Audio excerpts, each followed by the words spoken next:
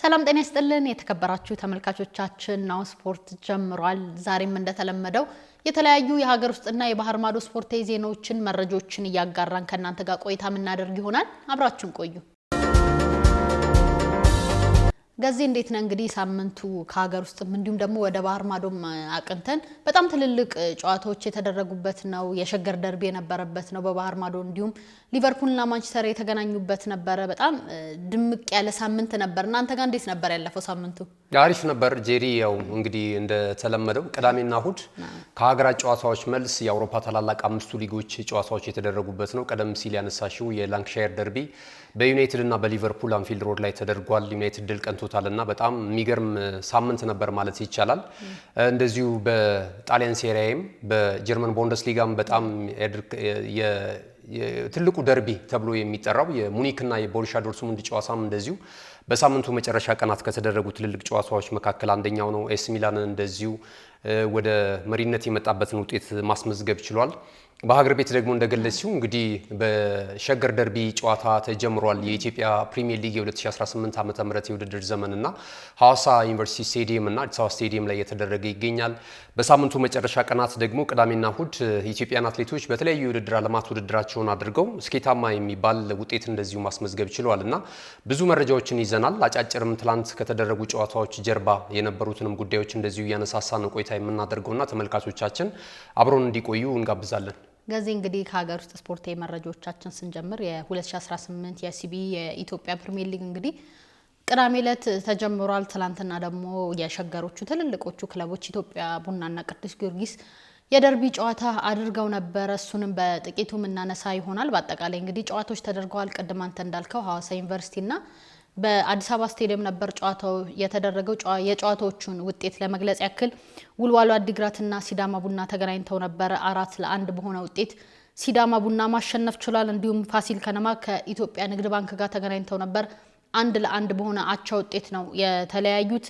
መቻል ከወላይታ ዲቻ ጋር ተገናኝተው ነበረ። 1-0 በሆነ ውጤት መቻል ማሸነፍ ችሏል። እንዲሁም ደግሞ ድሬዳዋ ከተማ ከሐዋሳ ከተማ ተገናኝተው ነበረ። 2-0 በሆነ ውጤት ሐዋሳ ከተማ በሜዳው ማለት እንችላለን። እነዚህ ጨዋታዎች ሐዋሳ ዩኒቨርሲቲ ላይ ነው የተካሄዱት። ወደ ሌላኛው ጨዋታዎች ስናመራ አዲስ አበባ ላይ ከተካሄዱ ጨዋታዎች ኢትዮጵያ ቡናና ቅዱስ ጊዮርጊስ ያደረጉት ጨዋታ ተጠቃሽ ነው። እንግዲህ እዚህ ላይ 1-0 በሆነ ውጤት ቅዱስ ጊዮርጊስ ማሸነፍ ችሏል ማለት ነው። ነገሌ አርሲ እንዲሁም ከአርባ ምንጭ ከተማ አድርገው ነበረ። 1-1 በሆነ አቻ ውጤት ነው የተጠናቀቀው። ኢትዮ ኤሌክትሪክ ከሸገር ከተማ አድርገው ነበር ጨዋታ 1-0 በሆነ ውጤት ኢትዮ ኤሌክትሪክ ማሸነፍ ችሏል። ዛሬ ላይም እንግዲህ ጨዋታዎች ቀጥለው የሚካሄዱ ይሆናል። ሐዋሳ ላይና አዲስ አበባ ላይ እንግዲህ ጨዋታዎች እየተደረጉ ነው የሚገኙት። ትልቁን ስለ ጨዋታ እናንሳና ሸገር ደርቢ እንዴት ነበር? እንዴት ተመለከትከው? ወደ 17000 ተመልካቾች የነበሩበት ጨዋታ ነበረ። ያው ሸገር ደርቢ እንግዲህ እንደ ወትሮ ሁሉ በጣም ደመቅ ብሎ ተመልክተናል። ከቀናቶች በፊት እንግዲህ በ19ኛው የአዲስ አበባ ሲቲ ካፕ ዳሴ ዋንጫ ውድድር መድረክ ላይ በሰሚ ፋይናል ወይም የግማሽ ፍጻሜ ጨዋታ ላይ ሁለቱ የሸገር ቡድኖች እንግዲህ ኢትዮጵያ ቡናና ቅዱስ ጊዮርጊስ እግር ኳስ ክለብን ተመልክተን ነበር። ዘለግ ካሉ አመታቶች በኋላ በአዲስ አበባ ስቴዲየም ማለት ነው። አሁንም ከቀናቶች በኋላ እንግዲህ የሸገር ደርቢ የኢትዮጵያ ፕሪሚየር ሊግ 2018 ዓ.ም የውድድር ዘመን መክፈቻ ከነበሩ ጨዋታዎች መካከል አንደኛው ነውና ብዙ ሲባልለት ነበር። ይህ ጨዋታ አስቀድሞ ያው ኢትዮጵያ ቡና ደግሞ በሲቲ ካፕ የተሸነፈውን ለማካካስ ወደ ሜዳ ይገባል ተብሎ ነበር ብዙ ሲጠበቅ የነበረው። ነገር ግን አቤል ያለው ባስቆጠረው ኳስ ፈረሰኞቹ እንግዲህ 1-0 በሆነ ውጤት ድል በማድረግ የውድድር ዓመቱን በሙሉ 3 ነጥብ ወይም ደግሞ በአሸናፊነት የጀመሩበትን ውጤት ማስመዝገብ ችለዋል ማለት ነውና በአጠቃላይ እንግዲህ ያው ሲቢ ተብሏል። ታይትል ስፖንሰር ሆኖ የኢትዮጵያ ንግድ ባንክ እየመራው ነው የሚገኘው። ኦቤንም የቀጥታ ስርጭት ሽፋን እየሰጠ ነው የሚገኘው። እንግዲህ በአገር በቀል ቴሌቪዥን ከዚህ ቀደም በዲኤስቲቪ ሱፐር ስፖርት ነበር። አሁን ደግሞ በአገር በቀል ተቋም እንደዚሁ እየተመራ ነው የሚገኘውና ኢትዮጵያ ፕሪሚየር ሊግ ላይ አዳዲስ ሁለቱ ክለቦች በዚህ በመክፈቻ ጨዋታ ድል አልቀናቸውም። ነገሌ አርሲና ሸገር ከተማ 1-0 በሆነ ውጤት ተሸንፏል። እንደዚሁ ደግሞ ሌላኛው አዲስ አዳጊው ክለብ ነገሌ አርሲም አቻ በሆነ ውጤት ነው ጨዋታውን የጨረሰው ከአርባ ምንጭ ከተማ ጋራ ማለት ነውና ይሄ አዲስ ነው። እንግዲህ ብዙ ነገር መስራት ያለባቸው ይመስለኛል። ከዚህ ቀደም ያው በርግጥ በኢትዮጵያ ፕሪሚየር ሊግ ወራጅ ክለቦች ጠፍቷል። እንደምታውቂው ወራጅ የለም። ያው ኢንተርኔት ዳውንሎድ ለማድረግ ትንሽ የኢትዮጵያ እግር ኳስ ፌዴሬሽን የከበደው ይመስለኛል። 2 ዓመት ሙሉ ወራጅ ክለብ አላየንም። የሚጨመሩ ክለቦች ግን እየመጡ የሊጉ ተሳታፊ ክለቦች 20 ደርሷል እና ከዚህ በኋላም ምናልባት ላይኖርም ይችላል። እንደዚሁ እየቀጠለ ሊሄድ ይችላል። የሚያድጉ ክለቦች እየበዙ ማለት ነውና ይሄም አንድ አነጋጋሪ ነገር ነው። ነገሌ አርሲና ግን ሸገር ከተማ በተለይ ሸገር ከተማ ያሉት የተጫዋቾች ጥራት የገዛቸው ተጫዋቾች ብዙ ኢንቨስት አድርጓል እንደምታውቂው ማለት ነው። ከዚህ ከገቢ ማሰባሰብ ጋር ተያይዞ እንግዲህ የተሻለ ገንዘብ ተሰባስቦለት ነበር ክረምቱ ላይ ምክንያቱም አዲስ ወደ ፕሪሚየር ሊግ የመጣ ክለብ ጋር ተያይዞ እንግዲህ ብር ስለሚያስፈልጋቸው የገቢ ማሰባሰቢያ ተደርጎ እንግዲህ ጥሩ ገንዘብ ተዋጥቶ ነበር። በገንዘቡም እንግዲህ ተጫዋቾችን ገዝተው ነበር። ያው በመጀመሪያው ጨዋታ እድል አልቀናቸውም። ወደ ቡናና ጊዮርጊስ ጨዋታ ስንመለስ ከዚህ ከዳኝነት ጋር ተያይዞ አንዳንድ አነጋጋሪ ነገሮችም የተመለከትንበት ጨዋታ ነበረ።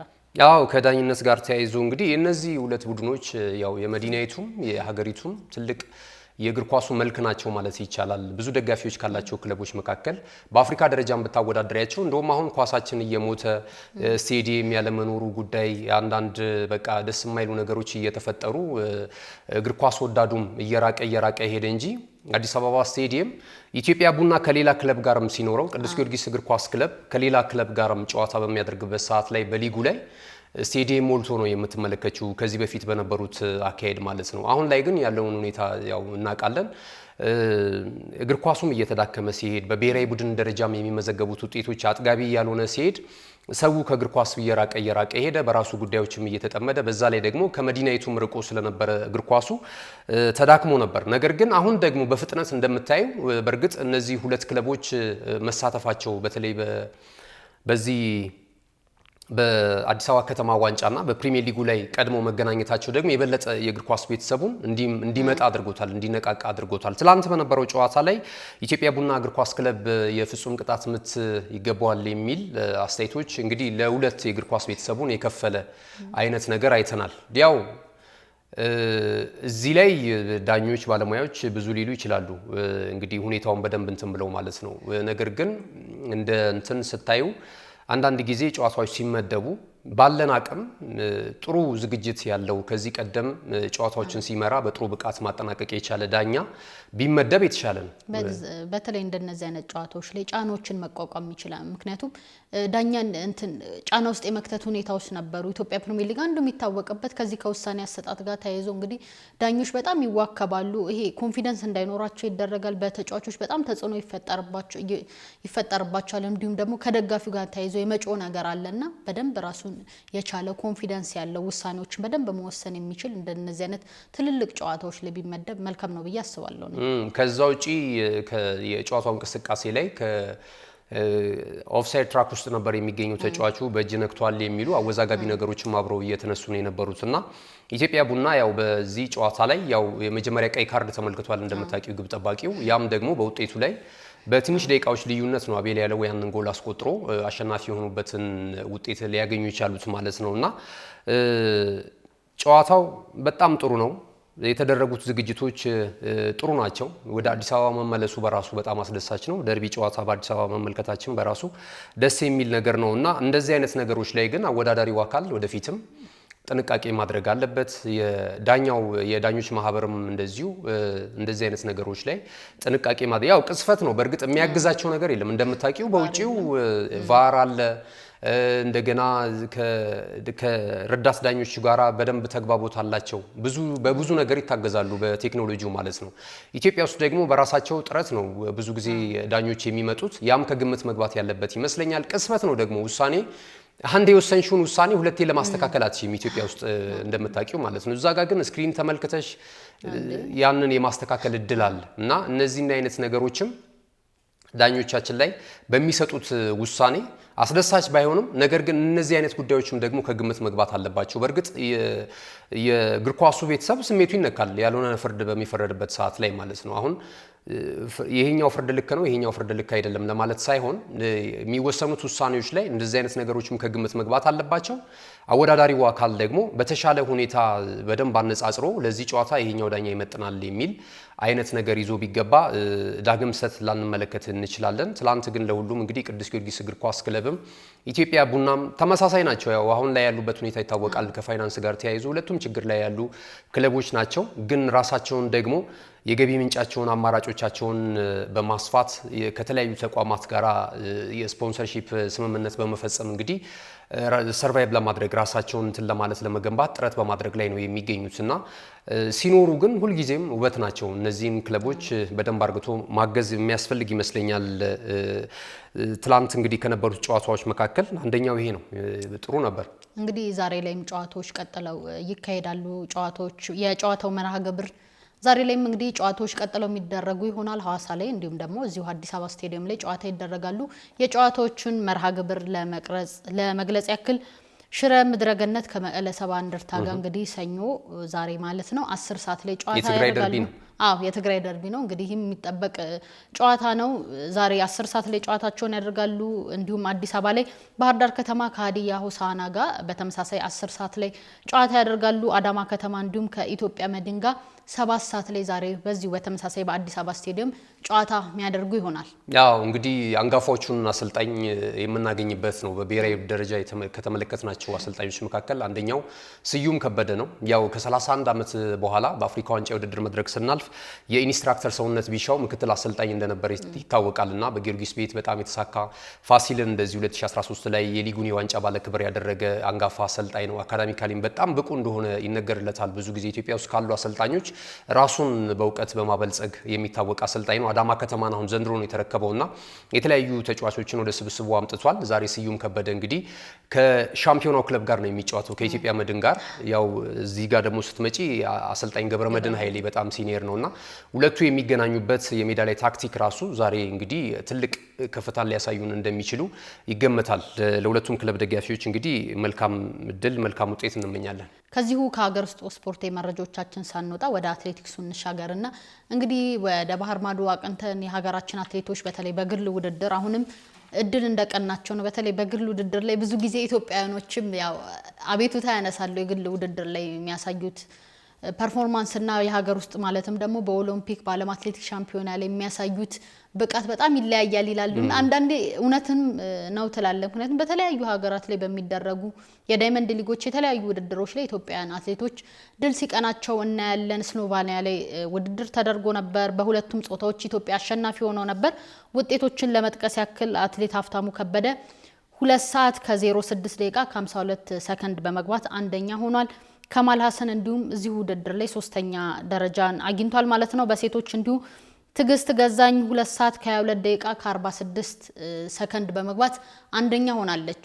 በተመሳሳይ ደግሞ ሰለሞን ባረጋ በግማሽ ማራቶን አሸናፊ ሆኗል። እሱም 1 ሰዓት ከ01 ደቂቃ ከ21 ሰከንድ በመግባት ነው አሸናፊ ሆነው። ያው ትክክል። በሳምንቱ መጨረሻ ቀናት ከተደረጉ የአትሌቲክስ ውድድሮች መካከል እንግዲህ አንደኛው የ50ኛው የአምስተርዳም ማራቶን ውድድር ነበረ። በዚህ የውድድር መድረክ ላይም ኢትዮጵያን አትሌቶች በተለይ በሴቶች በጣም የሚገርም ውጤት ነው። አረንጓዴውን ጎርፍ አስመልክተውናል። በግል ውድድር ከ1 እስከ 6 ተከታትሎ በመግባት ነው ማሸነፍ የቻሉትና ይሄ እንዳልሽው ነው እንግዲህ ባለፉት ዓመታቶች የነበሩን ዓለም አቀፍ የውድድር መድረኮች በብሔራዊ ቡድን ደረጃ ያደረግናቸው እንቅስቃሴዎች የኢትዮጵያን ሰንደቅ ዓላማ ከፍ ያደረጉ እንዳልነበረ እናስታውሳለን። የኢትዮጵያ አትሌቲክስ ማህበረሰብ ወይም ደግሞ የስፖርት ማህበረሰቡ በአጠቃላይ ኢትዮጵያን በጣም ቅር የተሰኙበት ውድድሮች ነበሩ ያለፉት።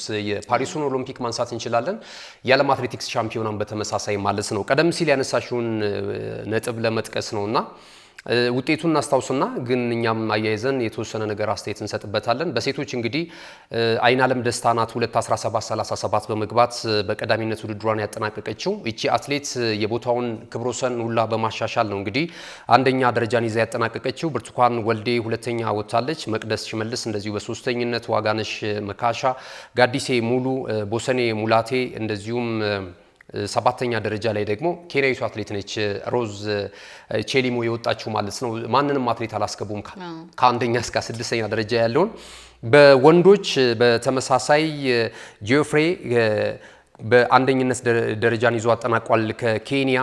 ጸጋይ ጌታቸው ደግሞ ከኢትዮጵያ 2:04:19 በመግባት እንደዚህ ሁለተኛ ሆኖ አጠናቋል። ሶስተኛ የሚወጣው ኢትዮጵያዊ አትሌት ነው ጌታነ ሞላ ማለት ነውና እንዳነሳሻቸው እንግዲህ ይህንን የአምስተርዳም ማራቶንን ጨምሮ ሌሎች የሀፍ ማራቶንም ነበሩ። ሌሎችም የጎዳና ላይ ሩጫ ውድድሮች ለምሳሌ እንደነ በካናዳ ቶሮንቶ በተደረገም ሌላ ውድድር ሹራ ደምሴ እንደዚሁ ያሸነፉበትን ውጤት መጥቀስ ይቻላልና ለሀገር ሲሆን የት እየተደበቁ ነው ለግል ሲሆን እንደዚህ በእንዲህ አይነት መልኩ የሚያሸንፉት የሚል ጥያቄ እያስነሳ ነው የሚገኘው። አንዳንድ ጊዜ እውነት እንዳለው መመልከት እንችላለን። በተደጋጋሚ አሁን የሚመዘገቡት ውጤቶች ኢትዮጵያን አትሌቶች ሰንደቅ ዓላማ ፍቅር፣ የህዝብ ፍቅር፣ የሀገር ፍቅር የሚለው ነገር እየከሰመ በእርግጥ በዋዜማ ነው የሚደባደቡት። ሲደባደብ የከረመ ሰው ወደ ፋይናል ትራኩ ላይ ስታወጪው ወይ ውድድሮች ላይ በሚመጣበት ሰዓት ላይ የሀገር ስሜት ሊኖረው ይችላል ብዬ አልገምትም። ውጤቶች ከዛ ጋር ይያያዛሉ። ከማሊያ ከለር ጋር እኮ አሁን የስፖርት ውጤቶች እኮ እየተያያዙ ነው ያሉት። የምትለብሺው የማሊያ ከለር ራሱ አስተዋጽኦ አለው ለውጤት እየተባለ ማለት ነው። የስፖርቱ ደግሞ ቲም ስፕሪት ያስፈልገዋል። በጣም የተረጋጋ አካባቢ ያስፈልገዋል እንደምታውቂው ማለት ነው። እና ፍቅር ከሌለ የክለብ ማሊያ እኮ ለብሰው ያለቅሳሉ አይደል ነጮች። ይሄ የሚያሳየው እኮ እንደ ቡድን እየሰራ እንዳልሆነ ነው። ምክንያቱም በግለሰብ ደረጃ እንግዲህ አትሌቶቻችን በዓለም አቀፍ ደረጃ የግል ውድድር ላይ በዚህ ያክል ደረጃ ውጤት የሚያመጡ ከሆነ ችግሩ እንደ ቡድን እየሰራ እንዳልሆነ የዲሲፕሊን ችግር እንዳለብን እንዲሁም ደግሞ የሀገር ፍቅር ጥያቄ ላይም የሀገር ፍቅር ላይም እንዲሁ በተመሳሳይ መልኩ ጥያቄ የሚያስነሳ ነገር ነው የተመለከትነውና ከዚህ በፊትም እንግዲህ ብዙ ሰዎች አስተያየት የሚሰጡት ዲሲፕሊን የለውም ብሔራዊ ቡድኑ እንደበፊቱ እነ ጥሩነሽ እነ ኃይሌ በነበሩበት ሰዓት የነበረው ዲሲፕሊን አሁን ላይ በጣም ጠፍቷል የሚል ነገር ነው የምንመለከተውም። አሁን በግል ደረጃ በጣም ውጤታማ እየሆኑ ነውና አሁንም የኢትዮጵያ አትሌቲክስ ፌዴሬሽን እንዲሁም የኢትዮጵያ ኦሎምፒክ ኮሚቴ አሁንም ችግሩን ቢያይ ብዬ አስባለሁ። እነዚህን ውድድሮች በደንብ ከተመለከተ ምንድነው ችግሩ የሚለውን ነገር በደንብ ይረዳል ብዬ አስባለሁ። ትክክል ነው። ለምን መሰለሽ አሁን የሀገራት ውድድሮች ሲኖሩ እያቋረጡ የሚወጡ አትሌቶች ማለት 2 ኪሎ ሜትር ሄደው እያቋረጡ የሚወጡ አትሌቶች እዚህ የግል ውድድር ላይ ሰዓት አሻሽለው ሲያሸንፉ ታያቸዋለሽ እና ይሄ ጥያቄ የሚያስነሳ ነው እውነት ለመናገር። ካልሆነ ደግሞ ማለት ነው የግል ውድድር ካላቸው በቅርብ ጊዜ ከብሔራዊ ቡድን እንትን ጋር ይሄ መርጠው መውጣት ይችላሉ። ለሌሎች ተሳታፊዎች እድል መስጠት። አንዳንድ ጊዜ እኮ ህመም ላይ ያሉ አትሌቶች አይ ከኔ ይልቅ ይሄ አትሌት ቢሮጥ የተሻለ ነው የሚል የታምራት ቶላ እናስተዋውሳለን አይደለ? የ24ቱን የፓሪስ ኦሎምፒክ የውድድር መድረክ ላይ ተጠባባቂ ሆኖ መጥቶ ነው የለማ ሲሳይ ለማ እሱ ጉዳት ላይ ስለነበረ ታምራት ቶላ ከኔ የተሻለ ነው ቢመጣ እሱ ቢወዳደር ብሎ እድሉን ሰጠው። እንደ ተመለከትሽው ብቸኛውን የወርቅ ሜዳሊያ ያገኘንበትን አጋጣሚ ተፈጠረና አንዳንድ ጊዜ ዝም ብሎ እንደ ጸበል ቅመሱ ደርሶ ከመመለስ ይልቅ እድሉ ላለው መሮጥ ላለበት እኔ ከወር በኋላ ሩጫ ስላለኝ የግል ውድድር የግድ ፊት አሳይቶ ከመሄድ በተሻለ ሁኔታ እድል ላሌላቸው ሰዎች እድል መስጠትም አንድ ነገር ትብብር ነው ብዬ አስባለሁኝና ትንሽ የሚያስተዛዝቡ ነገሮችን እየተመለከትን እናገኛለን። ግን ለሁሉም ዞሮ የሀገር ስም ስለሚጠራ በግልም ቢሆን እነዚህ ነገሮች መስተካከል እንዳለባቸው ቢሰማንም ያሸነፉ አትሌቶች ግን እንኳን ደስ አላችሁ ማለት እንፈልጋለን። ተመልካቾቻችን የሀገር ውስጥ ስፖርታዊ መረጃዎቻችን የተመለከታችሁትን መስል ነበር። ከጥቂት ቆይታ በኋላ ደግሞ ወደ ባህር ማዶ ተሻግረን የተለያዩ ስፖርታዊ መረጃዎችን የምናደርሳችሁ ይሆናል። አብራችሁን ቆዩ። እነሆ የምስራች! የ10 አየር መንገድ የበረራ ትኬት ለውድ ደንበኞቹ በተቀላጠፈና አስተማማኝ በሆነ መንገድ እያቀረበ ያለው። በዚህም በደንበኞቹ የተመሰገነው ጉዞጎ አሁን ደግሞ ተደራሽነቱን በማስፋት ተጨማሪ ባንኮችን በማካተት ለውድ ደንበኞቹ የበለጠ አስተማማኝ ለመሆን ችሏል። የጉዞጎን አፕሊኬሽን ከአፕ ስቶር ወይም ከፕላይ ስቶር በማውረድ የመነሻና የመድረሻ ከተማዎትን መርጠው ዋጋ አወዳድረው የሀገር ውስጥም ሆነ ዓለም አቀፍ በረራ ማድረግ ካሰቡ የበረራ ትኬቶን ክፍያ በአቅራቢያው በሚገኙ ባንኮች አንድም በአካል በመሄድ ወይም በኦንላይን የክፍያ አማራጮች ክፍያዎትን በመፈጸም የበረራ ትኬቶን በእጅ ያስገቡ። ከዚህም በተጨማሪ እንደ ሁሉ ጊዜው ወደ ጉዞጎ የጥሪ ማዕከላችን 7473 በመደወል ከሙሉ የበረራ መረጃ ጋር የ24 ሰዓት የትኬት አገልግሎት ማግኘት እንደሚችሉ ስናበስሮ በታላቅ ደስታ ነው። ለበረራዎ ጉዞጎ።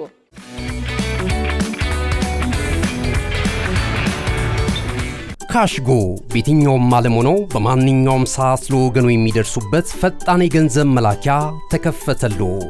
ማስተርና ቪዛ ካርዶን በመጠቀም ከ5 እስከ 20 ዶላር የሚልኩበት አዲስ የገንዘብ መላኪያ መንገድ። ካሽጎን ለየት የሚያደርገው የትኛውም የገንዘብ ዝውውር በፍጥነት አገልግሎት ከመስጠቱም ባሻገር ለማንኛውም አገልግሎት ምንም አይነት ክፍያ አለመጠየቁ ነው። በሀገራችን ታሪክ ገንዘብን ከውጪ ወደ ሀገር ቤት በማስተላለፍ በመተግበሪያ መልክ አገልግሎት መስጠት የጀመረው የመጀመሪያው ሀገር በቀል የገንዘብ መላኪያ ዘዴ ካሽጎ ከ4500 በላይ ባሉ የባንክ ቅርንጫፎች አገልግሎት እየሰጠ ይገኛል። ገንዘቦን በሰኮንዶች ልዩነት ውስጥ ይፈልጉ በአካውንቶ ወይንም በእጆ ቆጥረው የሚወስዱበት ልዩ ዘዴ። በቅርቡ ሁሉንም ኢትዮጵያዊ ባለቤት ለማድረግ ጉዞ የጀመረው ካሽጎ ዛሬውኑ መተግበሪያውን በስልኮ ላይ በመጫን የአገልግሎቱ ተጠቃሚ ሆኑ። ፍጥነት መለያችን፣ ኢትዮጵያን መክፈቻችን፣ ካሽጎ ነው መላኪያችን። ካሽጎ የአዲሱ ትውልድ ብራንድ።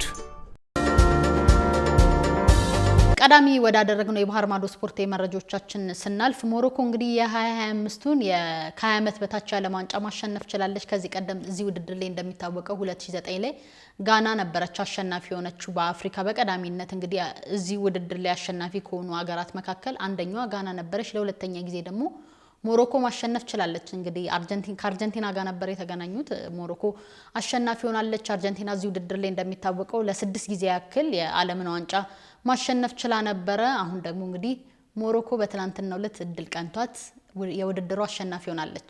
ያው እንግዲህ ሌሊት ላይ የተደረገ ውድድር ነው። ለኢትዮጵያን የእግር ኳስ አፍቃሪያን ብዙም ለመመልከት እድል የማይሰጥ ሰዓት ላይ ነበርና እንዳልሽው እንግዲህ 24ኛው ከ20 ዓመት በታች የዓለም እግር ኳስ ዋንጫ የውድድር መድረክ በቺሊ አስተናጋጅነት ነበር የተከናወነውና አፍሪካዊቷ ሀገር ሞሮኮ እንግዲህ እግር ኳስ ደረጃዋ ምን አይነት ሁኔታ ላይ እንደሚገኝ ያሳየችበት ውጤት ነበረ ማለት ይቻላል። ያው የአርጀንቲና ብሔራዊ ቡድንም መሰረተ ልማት ላይ ወይም ደግሞ ታዳጊዎቻቸው ላይ እንዴት እንደሚሰሩ እያየን ነው የምንመለከተው ማለት ነውና 2-0 በሆነ ውጤት በማሸነፍ በአሳማኝ ሁኔታ ነው እንግዲህ አፍሪካዊቷ ሀገር የዚህ መድረክ ሻምፒዮና የሆነችው ማለት ነው። እንግዲህ ቀደም ሲል አንስተሽዋል አንቺ ከዚህ በፊት 2009 ላይ በዚሁ አፍሪካ ውስጥ ተሰናድቶ በነበረው ግብጽ አሰናድተው በነበረው የአፍሪካ ዋንጫ የውድድር መድረክ ላይ የዓለም ዋንጫ የውድድር መድረክ ላይ ጋና ምዕራብ አፍሪካዊቷ ሀገር ጋና ብራዚልን በማሸነፍ ነበር እንግዲህ የውድድር መድረኩ ሻምፒዮና የነበረችው ማለት ነው። ከዛ በኋላ ረጅም ዓመታቶች ተቆጥረዋል። ነገር ግን በዚህ የዓለም ዋንጫ የውድድር መድረክ ላይ የአፍሪካ ቡድን እንደዚሁ ዋንጫውን ማንሳት አልቻለም ነበር። ሁለተኛዋ ሀገር ሆናለች። ትላንት በነበረው እንቅስቃሴ ላይ ብዙ በርካታ ክለቦች አይናቸውን የጣሉበት አንድ ወጣት ተጫዋች ተመልክተናል። ያሲን ዛቢር የተባለ ተጫዋች ማለት ነው። በዚህ ቶርናመንት ላይ እንግዲህ 5 ግቦችን አስቆጥሯል። ትላንት በፍጻሜውን ጨዋታ በሱ 2 ግብ ነው የመድረኩን የዋንጫ ክብር ማሳካት የቻሉትና የከፍተኛ ጎል አስቆጣሪ ሆኖ አጠናቋል። ሌላ በዚህ የውድድር መድረክ ላይ በጣም ጥሩ እንቅስቃሴ ማድረግ ከቻሉ ወጣት ተጫዋቾች መካከል አንደኛው ኦትማን ማማ ይሰኛል። ይህም ተጫዋች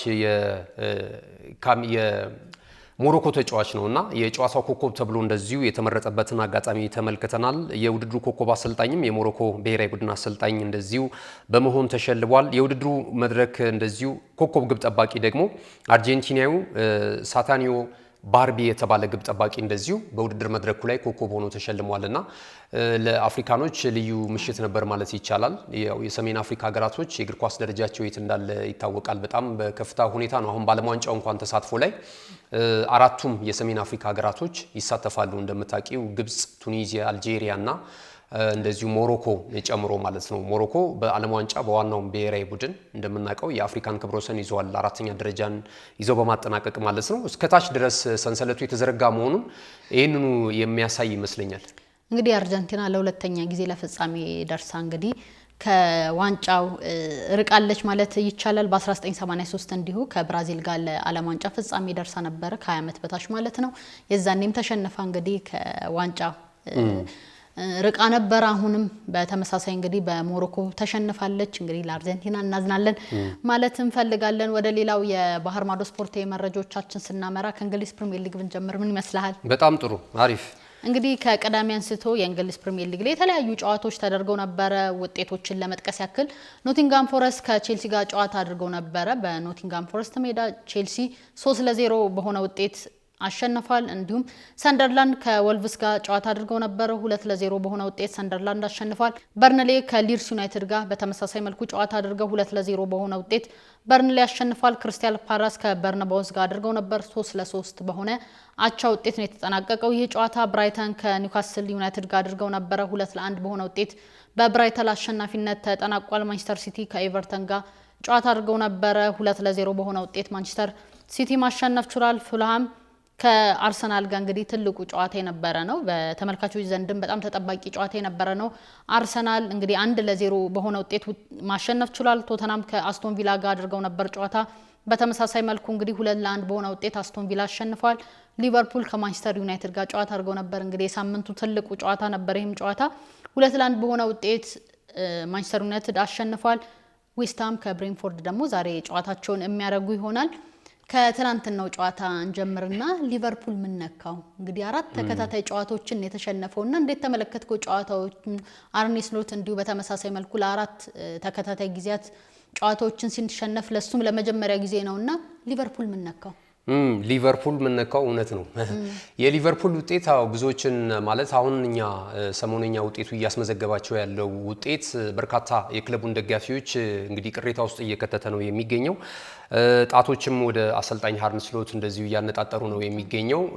በክረምቱ የተጫዋቾች የዝውውር መስኮት ላይ ደግሞ ቀዮቹ እጅግ በጣም ዳጎስ ያለ ገንዘብ ኢንቨስት በማድረግ የተለያዩ ከዋክብቶችን አምጥተዋል። አምና ሻምፒዮና የነበረ ክለብ ነበርና በጣም ተጠባቂ እንደነበረ ያው ብዙ የእግር ኳሱ ቤተሰቦች እንደውም በላቀ ደረጃ ነበረ ዘንድሮ ሊቨርፑልን የሚጠብቀው ማለት ነው። አብዛኛውን የእግር ኳሱ ቤተሰብ እየሰጠ ያለው አስተያየት ከዚህ ቀደም በነበሩትም ፕሪሚየር ሊጉ ገና ሲጀመር በነበሩት እንቅስቃሴዎች ላይም ከተመለከትን በርንማውዝ ከአርሰናል ጋር ያደረገውን ጨዋታ አጠቃላይ የሜዳ ላይ እንቅስቃሴው ብዙም አልነበረም። ነገር ግን በውጤት የተሸፈነ ነበር። ተቸግሮም ቢሆን ውጤቶችን ይዞ ይወጣ ነበር ከተመለከትሽው ማለት ነው። ባለቀ ሰዓት ላይ እንግዲህ አንዳንድ ጎልም እያስገባ እንግዲህ መጀመሪያው ላይ ጥሩ አካሄድ ነበረው። በጨዋታም አሪፍ ነበረ። አሁን ላይ ግን በጣም እየተዳከመ የመጣ ነው ይመስለኝና ክፍተቱን በጣም እየጎላ መጥቷል።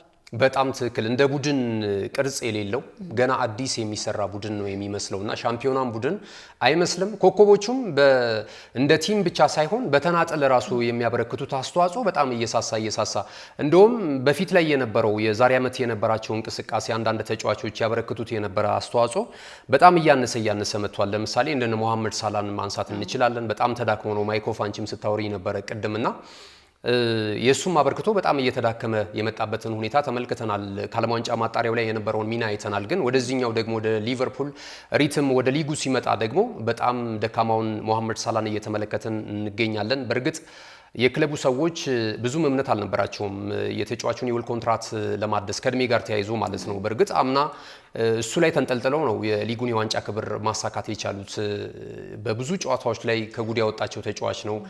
ያለፉትንም ጊዜያቶች በክሎፕ ስርም ሆኖ የቡድኑ ብራንድ እንደነበረ ማስተዋስ እንችላለን። ግን አሁን ላይ ዘንድሮ ያለው አዳዲስ ተጫዋቾች ጋር ያለው መናበብ ግን ስናየው የመሐመድ ሳላ ተቆርጦ የወጣ ነገር ነው። ያገኛቸውን ኳሶችም በአግባቡ የራሱን ቴክኒክ የቀድሞ ብቃቱን ተጠቅሞ ጎል ሲያስቆጥር እየተመለከተን አይደለም የምንገኘው።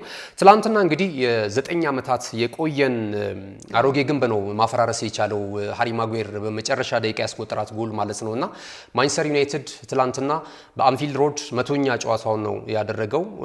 በ100ኛው ጨዋታ ላይ እንግዲህ ከረጅም ዓመታት በኋላ ወደ አሸናፊነት የመጣበትን ውጤት ማስመዝገብ ችሏል ማለት ነውና ይሄ ደግሞ በአሰልጣኝ ሮበን አሞሪም ስር ቀያይ ሰይጣናቱ ተከታታይ ድላቸው ሆኖ ተመዝግቦላቸዋል። ይህም ታሪካዊ ነው። በዛ ላይ ደግሞ ሊቨርፑል ላይ ማድረጋቸው ደግሞ ለክለቡ ደጋፊዎች ምን ያህል ደስታ እንደሚሰጣቸው በጣም የትየለሌ ነው ማለት ይቻላል። በተለይ እዛው አካባቢ ላሉ ደጋፊዎች፣ እንግሊዝ ላሉ ደጋፊዎች ማለት ነው። እኛ ሀገር ብዙ ጊዜ ዩናይትድ እና አርሰናልን አድርገን የራሳችንን ደርቢ ሰርተናል እንጂ በዛ ደግሞ ከንግድ ጋር ከኢኮኖሚው ጋር ከፖለቲካ ጋር ተያይዞ ደግሞ የሁለቱ የክለብ ባላንጣነት እጅግ በጣም ስር የሰደደ ነውና በሊጉም ያላቸው አሸናፊነት ሻምፒዮናነትም ተመሳሳይ አይነት ነገር ላይ እንመለከታለን። ምንም እንኳን ከቅርብ ዓመታት ወዲህ ደግሞ ሊቨርፑል የበላይ ሆኖ ማንቸስተር ዩናይትድ ላይ የሚወስደው ብልጫ ከፍ እያለ መምጣቱን ተከትሎ ያን ያህል እንትኑን አቀዝቅዞት የነበረ ቢሆንም አሁን ደግሞ ማንቸስተር ዩናይትድ በአሰልጣኝ ሮበን አሞሪም ስር ይህንን መነሳሳት የፈጠረለት ትላንት በተለይ ድል ማድረጉ አንደኛ ከሜዳ ውጪ ነው፣ ሁለተኛ የቆሰለውን ሊቨርፑልን ነው ማሽመድመድ የቻለው ትላንትና ማለት ነውና አሁን ላይ ከውጤቱ በኋላ ከውጤቱም በፊት የነበሩት ተከታታይ ሽንፈቶች የሊቨርፑል የአርነ ስሎትን ብቃት ጥያቄ ውስጥ የሚከት ነው። የመጀመሪያው ዓመት ላይ ብዙዎች እንደሚያምኑበት ማለት ነው ክሎፕ ሰርተው የሄዱት ቡድን ነው የተረከቡት። ምንም ተጫዋች ፍሬድሪኮ ቼዛም ብቻ ነው አምጥተው እዛ ቡድን ላይ እሱም ያናህል አልተጠቀሙበትም። እሱንም ተጫዋች ማለት ነው ባለው ስብስብ ነበረ የሊጉን የዋንጫ ክብር ማሳካት የቻሉት። በሌሎች የውድድር አይነቶች በቻምፒየንስ ሊጉም ትልቅ ረጅም ጉዞ ማድረግ የቻሉት በጣም ጠንካራ ቡድን ማሳየት የቻሉት ማለት ነው። አሁን በዚህኛው ዓመት ራሳቸው ለኔ አጫዋች ይበጁኛል ያሏቸውን ትልልቅ ከዋክብቶች አይደል እንደነ ኢሳቅ እኮ ወደ 125 ሚሊዮን ፓውንድ ድረስ ሪከርድ ይወጣበት ተጫዋቾችን ሲያዘዋውሩ የነበሩትና ራሱ ተጫዋቹም የስነልቦና ጫና እንዳለበት ማለት በኒውካስል ዩናይትድ ቤት በዛ አይነት ስኳድ እንኳን ብዙም እንትን በማይባሉ ተጫዋቾች ላይ ራሱ ክለቡን ይዞት እስከ መውጣት ድረስ የደረሰበትን ከ70 ዓመታት በኋላ የሊግ የዋንጫ ክብር ማሳካት የቻለበትን የሊግ ካፕ የካራባኦ ካፕ ማለት ነው በሊጉ ላይ የነበረውን ተሳትፎ የአውሮፓ ቻምፒየንስ ሊግ የውድድር መድረክ ለተከታታይ 2 ዓመታት ተሳትፎ እንዲኖረው ያደረገ በራሱ ደግሞ ከፍተኛ ጎሎችን እያስቆጠረ በሊጉ ተፎካካሪ የሆነበትን አይነት ብቃት በሊቨርፑል ማሊያ መድገም አልቻለም። ይሄ ለምን የሚል ጥያቄ አሁን እየተነሳበት ይገኛል። ያው የእንግሊዝ ሚዲያዎች ያላቸው ጫና ይታወቃል። እስካሁን ድረስም የልጁ ያለው ስኪል ስለሚታወቅ ብዙም ጫና አላደረጉበትም። ትላንት ግን ጨዋታው ከተደረገ በኋላ አብዛኞቹ ዛሬ ማለዳ የሚወጡ የጋዜጣ ፍሮንት ፔጃቸው ላይ ይዘውት የሚወጡት በርካታ ገንዘብ ይወጣበትንና በዚህ ላንካሻየር ደርቢ ላይ እምብዛም አስተዋጽኦ ማበርከት ያልቻለው ከዛ በፊትም በነበሩት ጨዋታዎች ላይ ያን ያህል ሚናውን ማሳየት ያልቻለውን የአሌክሳንደር ኢሳቅን ስም ነው ይዘው እየወጡ የነበረውና ይሄ ተጫዋች እንግዲህ ወደ ሪትሙ ለመመለስ ዊርትዝም በተመሳሳይ ነው የሱም አይነት እንቅስቃሴ በባየር ሊቨርኩሰን የነበረው አቅም ይታወቃል። አሁን ግን ወደ አሰልጣኝ ወደ ሊቨርፑል ከመጣ በኋላ ግን አሰልጣኙ ነው እንግዲህ ቡድንን የሚገነባው እነዚህን ከዋክብቶች አዋህዶ ወደ ውጤት ማምጣት የሚገባው። ከ2 ሳምንታት በፊት እኮ የሊጉ መሪ ነበረ አርሰናል። እንግዲህ እንደውም ለምን የሚል ጥያቄ አርቴታ ይፈራል፣ ያፈገፍጋል ሲጫወት፣ ለምን ደፍሮ መጫወት አለበት እነዚህን ከዋክብቶች ይዞ ምናምን የሚል ጥያቄዎች ሲነሱ ነበር። አሁን በሳምንታት ውስጥ እንግዲህ ሁኔታዎች ተገልብጠው ለአርቴታ ትልቅ ውዳሴ እየተሰጠው ነው የሚገኘው። አርነ ስሎት ደግሞ አጣብቂኝ ውስጥ ገብቷል። 4 ተከታታይ ከረጅም ዓመታት በኋላ ነው ከ2014 በኋላ እንግዲህ ለ4 ተከታታይ ጊዜ ሊቨርፑል የተሸነፈው ለ4 ተከታታይ ጊዜ እንግዲህ ሊቨርፑል የተሸነፈው 2014 ላይ ነበር። አሁን እንግዲህ ከ9 ዓመታት በኋላ ከ11 ዓመታት በኋላ እንግዲህ ድጋሚ ለ4 ተከታታይ ጊዜ እንግዲህ ተሸንፏል። በጣም ነው የሚያሳዝነው።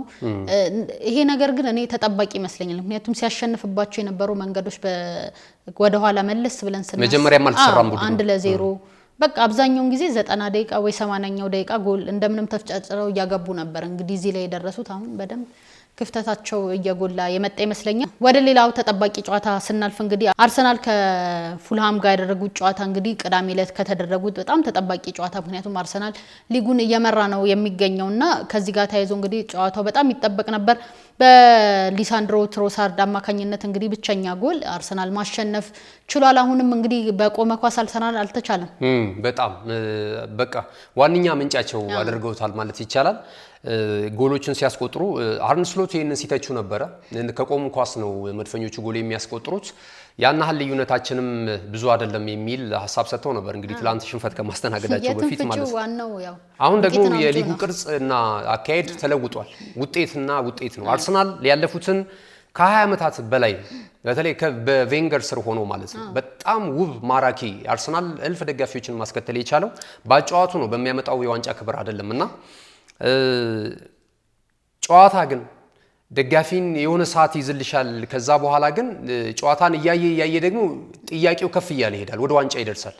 ያንን ማሳካት አልቻለም ለዘመናት ማለት ነው። አርሰናል ውጤት ተኮር አልነበረም። እንግዲህ ባርሴሎናን በዚህ አይነት ስናነሳ እንግዲህ ኳስም ተቆጣጥረው ይጫወታሉ፣ በዛው ልክ ደግሞ ውጤታማ ነበሩ። ወደ አርሰናል ደግሞ ስንመጣ ኳስን ተቆጣጥረው ይጫወታሉ፣ ግን በውጤት ደረጃ ብዙ አነጋጋሪ ነገሮችን ዋንጫ ማያነሱበት በርካታ አጋጣሚዎች ነበሩና አሁን ግን ዋናው ውጤት ነው። የትም ፍጪው ዱቄቱን አምጪው አይነት አካሄድ ነውና ደጋፊዎችም ይሄ ነገር በጣም የተስማማቸው ይመስለናል። በጣም ትክክል ነው። ብዙዎችም ሲሉ የነበረው አሁን አርሰናል እኮ ተጫውቶም ማሸነፈ ሳይጫወትም ማሸነፈ ነጥብ ወደሚለው ዋንጫ ወደሚለው ጥያቄ ምክንያቱም ኢንቨስት ያደረገውም ገንዘብ ቀላል አይደለም በክረምቱ የተጫዋቾች የዝውውር መስኮት። ከዚህ በፊት ደግሞ ዋንጫውን እየነካ ሲመለስ ነበር ያለፉትን 3 የውድድር ዓመታት ሊጉ ላይ ማለት ነው። ስለዚህ አሁን ዋንጫ ይፈልጋል። ጠልዞም ያውጣ ምንም ያድርጉ ዋንጫ ይፈልጋል የአርሰናል ደጋፊና እንግዲህ በሳምንቱ መጨረሻ ቀናትም ከተደረጉ የሊጉ መርሃ ግብር ጨዋታዎች ላይ ወደ ክራቨን ኮቴጅ አምርቶ ፉልሃምን የረታበት ጨዋታ ነው። በዘንድሮ ዓመት እኔ አንድ ትልቅ ኳሊቲ ከአርሰናል ያየሁት እንቅፋት የሚሆኑበትን ክለቦች ሁሉ እያስወገደ ነው ያለው። ለምሳሌ ኒውካስል ዩናይትድ የሊጉን የዋንጫ ክብር እንዳያሳካ እንቅፋት ከሆኑበት ክለቦች መካከል አንደኛው ነው። እሱም ማሸነፍ ስሏል። ያውም ሴንት ጄምስ ፓርክ ስቴዲየም ላይ ይህንን አሸንፎ መምጣት የቻለበትን ውጤት እናስታውሳለን። ከዛ ባለፈ ዌስትሃም ዩናይትድ ተመሳሳይ ነው። ለአርሰናል የማይተኛ አንድ ነጥብ ብቻ ታርጌት አድርገው የሚመጡ ቡድኖች ናቸው እነዚህ ብዙ ጊዜ አርሰናል የሚቸገርባቸው ቡድኖች። እሱንም በዚህ ዓመት እንደዚሁ ማሸነፍ ችሏል። ፉልሃምም ካየሹ ከደቂቃው ከመጀመሪያው ጅማሮ ጀምሮ እስከ መጨረሻው ድረስ ለአንድ ነጥብ ነበር ጨዋታቸው። ምክንያቱም አርሰናልን 2 ነጥብ የማስጣል ነው። ያው የለንደን ደርቢ ነው። ነገር ግን ከጨዋታው አንድ ነጥብ ይዞ የመውጣት ነው። ሙሉ ለሙሉ አፈግፍገው ዘግተው ነበር ሲጫወቱ የነበረው። ነገር ግን አርሰናል ደግሞ በቴክኒክ ላቅ ያሉ ተጫዋቾች ብዙ መኖራቸውን ተከትሎ የተለያዩ ቀዳዳዎችን እየተጠቀሙ በዛ ውስጥ ራሱ በተዘጋው መንገድ ውስጥ ራሱ እየገቡ ብዙ የግብ ማግባት ሙከራዎችን ሲያደርጉ ነበረ። በተለይ የጄኬሬሽ ጎል ላይ ያገባ ይችላል ያለበት የፖዚሽን አያያዝ የነበረው ሙከራ ያለው ፍላጎትን ስትመለከቺ ግን ይሄ ተጫዋች አንድ ጊዜ ኳስና መረብን አገናኝቶ እስኪመጣ ድረስ እንጂ ሁሉ ጊዜ የቡድን ስራ ውስጥ አብሮ እንዳለ ግን የሚያሳይ ነው። አሰልጣኝ ሚካኤል አርቴታም ለዚህ እውቅና ሰጥቶታል። ጎል ከማስቆጠሩ ባሻገር የቡድን ስራው ላይ በጣም እያገዘን እንዳለ ክፍተት እንድናገኝ እነ ቡካዮ ሳካ የግብ ማግባት እድልን እንዲፈጥሩ የበለጠ ተገማች እንዳይሆን እያደረገው ይገኛልና ጆኬሬሽ በእኛ ቡድን ውስጥ ያለው እንቅስቃሴ በጣም አሪፍ ነው የሚል ነው። 1-0 በሆነ ውጤት ይህን ጨዋታ ድል አድርጎ መመለስ ችሏል። መሪነቱንም ማጠናከር ችሏል። ከተከታዩ ክለብ ማንቸስተር ሲቲ ጋርም ያለውን የነጥብ ልዩነት እንደዚሁ ወደ 3 ከፍ ማድረግ የቻለበትን ውጤት ነው ማስመዝገብ የቻለው ማለት ነውና እነዚህን ጉዳዮች ነበሩ እንግዲህ በሳምንቱ። ሌሎች ተጨማሪ የምታነሻቸው ጨዋታዎች ከሌሉ ከባህር ማዶ ስፖርታዊ ወሬዎቻችን ሳንወጣ እንግዲህ ከእንግሊዝ ፕሪሚየር ሊግ ውጪ ጣሊያን ሴሪያ እንዲሁም ደግሞ የጀርመን ቡንደስሊጋ የስፔን ላሊጋ ላይ ትልልቅ ጨዋታዎች ተደርገው ነበረ። ከዛ መካከል እንግዲህ ባየር ሙኒክ ከዶርትሙንድ ጋር ያገናኘው ጨዋታ በጣም ሲጠበቅ የነበረ ነው። ምክንያቱም ጀርመን ላይ ከሚጠቀሱ ትልቅ ክለቦች መካከል ሁለቱ አንዱ ናቸው፣ ደርቢም ናቸውና በጣም ሲጠበቅ ነበርና እንዴት ተመለከትከው እሱንም ውጤት? ሪያል ማድሪድም እንግዲህ አንደኛ ደረጃነቱን አስጠብቆ ቀጥሏል። ኤሲ ሚላንም እንግዲህ ወደ አሸናፊነት መጥቷልና በአጠቃላይ ሌሎች ሊጎች እንዴት ተመለከትካቸው? አጠር አድርገን ብናነሳቸው። ያው ካለን ሰዓት አንፃር አጠር አድርገን ለማንሳት የጀርመን ቡንደስሊጋ የደር ክላሲክ ተደርጎ ነበረ። የሊጉ ሁለቱ መሪዎች የተገናኙበት ነበረ። ቦሩሲያ ዶርትሙንድ እና ባየር ሙኒክ በአሊያንዝ አሬና ስቴዲየም የተደረገ ጨዋታ ነበረ። ባየር ሙኒክ ከፍጹም የጨዋታ ብልጫ ጋር በተለይ የአሪኬን ደግሞ አበርክቶ በጣም በጎላበት እንቅስቃሴ 2-1 በሆነ ውጤት በማሸነፍ 7 ጨዋታ አድርጎ አሰልጣኝ ቪሴንት ኮምፓኒ በዚህ ዓመት በላሊጋው በቡንደስሊጋው ማለት ነው 7ቱንም በማሸነፍ በ21 ነጥቦች የደረጃ ሰንጠረዡን ትራክ በቀዳሚ ሆኖ እየመራ ነው የሚገኘው ማለት ነው። ቪሴንት ኮምፓኒ ቡድኑን የገነባበት ሂደት በጣም የሚገርም ነው። ሉዊስ ዲያዝ በጣም በቡድን ውስጥ ያለው እንቅስቃሴ ሃሪኬን በተከታታይ ጨዋታዎች ላይ ጎል እያስቆጠረ ነው የሚገኘውና ይህንን ተመልክተናል። 2-1 በሆነ ውጤት ማሸነፍ ችሏል። የስፓኒሽ ላሊጋም ጨዋታዎች እንደዚሁ ተደርገዋል።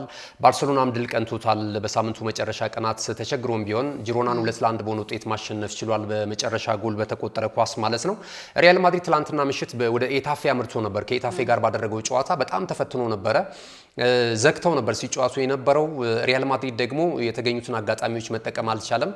በእርግጥ ሁለቱ ቡድኖች የነበራቸው እንቅስቃሴ 0-0 የሚጠናቀቅ ይመስል ነበረ። የመጀመሪያው ሁኔታዎች ይህን ይመስሉ ነበረ። ወደ 81 ደቂቃ መጠበቅ ነበረበት እንግዲህ ጎል ለማስቆጠር ማለት ነው። 81ኛው ደቂቃ ላይ ክሊያን ምባፔ ጎል አስቆጥሯል። በተከታታይ 11 ጨዋታዎች ላይ ለሀገሩ ብሔራዊ ቡድንና እንደዚሁ ደግሞ ለሪያል ማድሪድ ተከታታይ ጎሎችን ያስቆጠረበትን ሂደት ነው ማስመዝገብ የቻለው። እንግዲህ ክሊያን ምባፔ ባስቆጠራት ብቸኛ ግብ ነው 1-0 በሆነ ውጤት ሪያል ማድሪድ መሪነቱን ያስቀጠለበትን ውጤት ማስመዝገብ የቻለው ማለት ነው። ሌላው የሴሪያም ጨዋታዎች እንደዚሁ ተደርገው ነበር በሳምንቱ መጨረሻ ቀናት። ትላንት ቀን ምሳ ሰዓት ላይ የተደረገ ጨዋታ ነበር በኢትዮጵያ ሰዓት አቆጣጠር።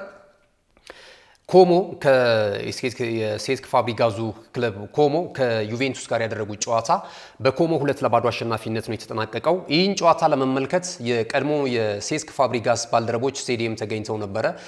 ቴሪ ዳንኤል ሆነሪ የመድፈኞቹ የሚንጊዜም ከፍተኛ ጎል አስቆጣሪ ነው። ብራንድ ነው ማለት ይቻላል። አርሰናል ሲነሳ ቴሪ ዳንኤል ሆነሪ ይነሳልና አንደኛው እሱ ነው። ሌላኛው ቬንገር አሰልጣኙ ራሱ ነበሩ። ቫራል ነበረ ፈረንሳዊ ተጫዋች፣ እንደዚሁ የማንቸስተር ዩናይትድ የሪያል ማድሪድ የቀድሞ ተጫዋች ማለት ነው። የሴስክ ፋብሪጋዝን ቡድን ለመመልከት ማለት ነው፣ ያው ኮሞ ለመመልከት ነው። በእርግጥ ዩቬንቱስ ተጫውቷል ሄነሪ ከዚህ በፊት እናውቃለን፣ ወደ አርሰናል ከመምጣቱ በፊት ማለት ነውና የቀድሞ ክለቡን የገጠመን ቢሆን ሲደግፍ የነበረው ግን ኮሞን ነበር፣ ያው የጓደኛ ነገር ማለት ነውና ቬንገር ምን ያህል ተቻቸው ረጅም እንደሆነ እሳቸው ያረፉባቸው እሳቸው ያሰለጠኗቸው ተጫዋቾች አሁን ደግሞ በማሰልጠኑ ሂደት ውጤታማ የሆኑ እና አርቴታ በርግጥ የፔፕ ጋርዲዮላ የበለጠ አሻራ ይበዛበታል። ነገር ግን በእሳቸው ስርም የተወሰነ ጊዜ ያለፈበትን ሂደት ማስተዋወስ ይቻላልና እነ ቬራን ማንሳት እንችላለን። አሁን በአሰልጣኝነቱ ላይ እያየን እንገኛለን። ኮሎ ቱሬ በማንቸስተር ሲቲ ቤት ምክትል አሰልጣኝ ሆኖ እየሰራ ይገኛል። ሌሎችንም አሰልጣኞች ማንሳት እንችላለንና ሴስክ ፋብሪጋስ ግን ኮሞን ከያዘ በኋላ በጣም የሚገርም እንቅስቃሴ በማድረግ በትንሽ በጀት በተበጀተለት በጀት ጥሩ ተጫዋቾችን በመያዝ እንግዲህ እያሸነፈ ነው የሚገኘው። የደረጃ ሰንጠረዡ ላይም ይህንን ማሻሻል ችሏል። የሴሪያው ትልቁን ክለብ 2-2 በሆነ ውጤት ማሸነፍ የቻለበት ውጤት ነበረ። ምሽት ላይ የተደረገው የኤስ ሚላን እና እንደዚሁ የፊዮሬንቲና ጨዋታ በኤስ ሚላን 2-1 በሆነ ውጤት አሸናፊነት ተጠናቋል። መሪነቱንም ዳግም የተቀበለበት ነበር ማለት ይቻላል። እንግዲህ የሚላኑ ክለብ ኤስ ሚላን ራፋኤል ሊያዮን ሁለቱንም ግቦች ከመረብ ማሳረፍ የቻለው ማለት ነውና በአጠቃላይ ግን የነበሩት የሴሪያና የቡንደስሊጋ እንደዚሁም ደግሞ የላሊጋ ጨዋታዎች ይህንን ይመስሉ ነበር ካለን ሰዓት አንጻር። በምሽቱ የስፖርት ዜና ወጃችን ላይ ወቅታዊና አዳዲስ ሌሎች ስፖርታዊ መረጃዎችን ጨምረን የምንገናኝ ይሆናል። ጄሪ ገዜ ስለሰጠን ስፖርታዊ መረጃ ከልብ አድርገን እናመሰግናለን። ተመልካቾቻችን የዛሬው የናሁ ስፖርት መሰናዷችን ይህን መስል ነበረ። መልካም ቀን።